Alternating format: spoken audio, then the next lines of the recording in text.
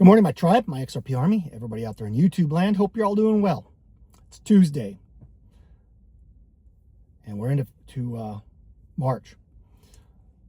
And there is turmoil in the Middle East, big turmoil. Everything is down. XRP's $1.36. I take that as a buy indicator, or at least an extreme watch indicator and buy. It's a buy. I'll buy. I'll buy at that price. Heck yeah. Silver's down. Kind of surprisingly, but it's down.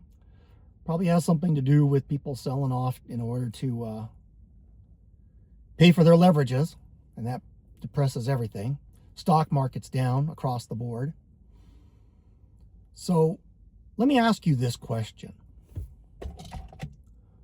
Who wins in a war of the United States against Iran?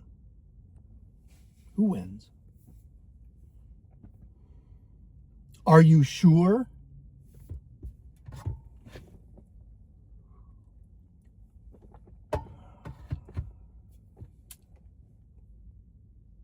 Are you sure?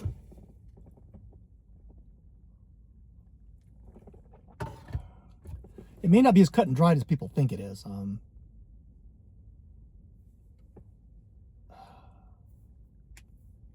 United States was engaged in Iraq twice. Why did we go back the second time? Because the first time didn't work. So did we really win the first time? What were the parameters of winning? I want the people of Iran to be free. Iran was a westernized, probably a first world country, close to a first world country, at least Tehran was. Women ran around in blue jeans and knee-high skirts and things, and went to college and got educated and were doctors and all kinds of good stuff. And now they're not allowed to go to school, and they got to wear scarves and headgear and hijabs and all that kind of stuff. A lot of people don't want that. A lot of people do. Therein lies the problem. The entrenched power structure does not want to go away. And they have a lot to lose. The oppressor will have to pay for their crimes. And it may not be very pretty. So they're going to fight tooth and nail to hold on to power. Iran's making a lot of enemies in the Middle East by attacking Saudi Arabia, other places. Military installations mostly, but not exclusively. They are not stupid. They're capable of building nuclear weapons, and now they claim to have them. I thought we got rid of those. I think they say they can make 11. Why do they hate the United States? Well, they don't. They hate anyone that supports Israel. And because we're the biggest supporter and we're the biggest threat, I guess we're the great Satan for that. I don't see what it benefits us to be there doing what we're doing. So they're not stupid, and they're attacking energy. How long before Iran's neighbors figure out that backing the United States isn't the best plan? How long can Iran keep the Strait of Hormuz shut down? How long can they continue to destroy LNG production facilities? Energy doesn't move and the world grinds to a halt. The entire world's economy could collapse over this. Iran doing what it's doing is affecting a lot of the global energy supply. Let me ask you this. What happens when Iran attacks Saudi Arabia's desalination plants?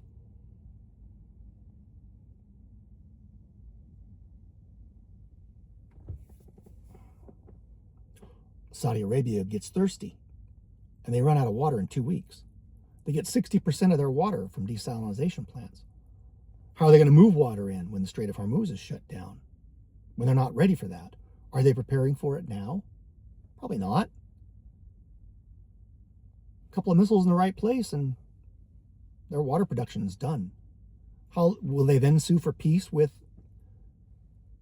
Iran and decide that the United States has caused them a lot of problems, more problems than they're solving? I don't know. These things are not as cut and dried as people want them to believe.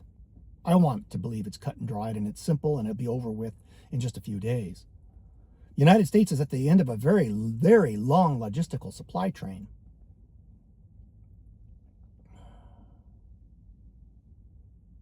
Could this cause the world's economy to collapse? And then do we become the bad guys because we caused it? You can argue that we didn't cause it, they caused it. Blame whoever you want to blame. No one cares at the end of the day when you don't have water to drink. No one cares at the end of the day when you can't heat your home. No one cares at the end of the day when your factory you work for has shut down because they don't have energy to run the machines. That's what we're facing. I want to believe it will all just blow over and be okay, and that nothing negative will come out of it, and that my life, at least, won't be affected. But the fact is, it probably will be.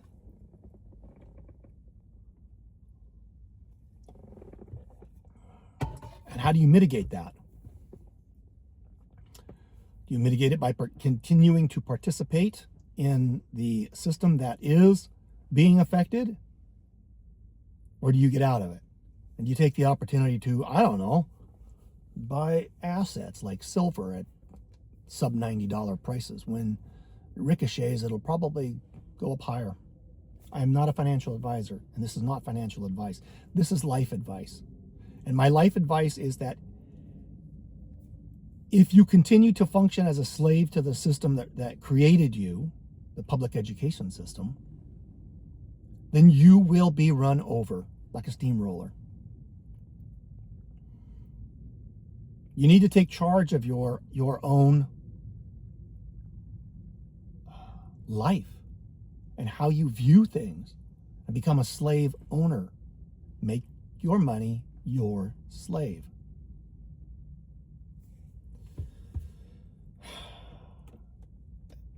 I see more difficult times coming. I hope it will smooth over. I want my entire life to be just nice and smooth and no bumps, and everything's tomorrow always looks like today. But that's not the world. The world says that empires end. 250 years is the average lifespan. The United States' empire is at 250 years. What comes after that? Let me ask you this. Why would Iran attack a British installation? Britain hasn't done anything. Yet that's the claim. Why would Iran do that? Who does it benefit? I can think of a small country in the Middle East that it benefits. Maybe they had something to do with it instead. False flags, anybody? If you know what a false flag is age old, and it's do something to your own people and blame it on the other side. Blame it on the opposition. The communists in Russia did it by dropping bricks off of a building onto a crowd of their own supporters, and then blamed the Tsar for it, the Tsarist regime. The Germans did it in World War II. They shot some Polish border guards, dressed them up in German uniforms, and took photos of them and said, "Look what the Poles did to these fine German soldiers," and invaded Poland because of that. History is replete with that. Don't get sucked in. Do your own research. You do you, boo. You do you. Figure out that what goes on at the highest levels is not in your best interest, and that you need to be looking after your own best interest. XRP, baby. For me, that's what's coming. It's part of the future.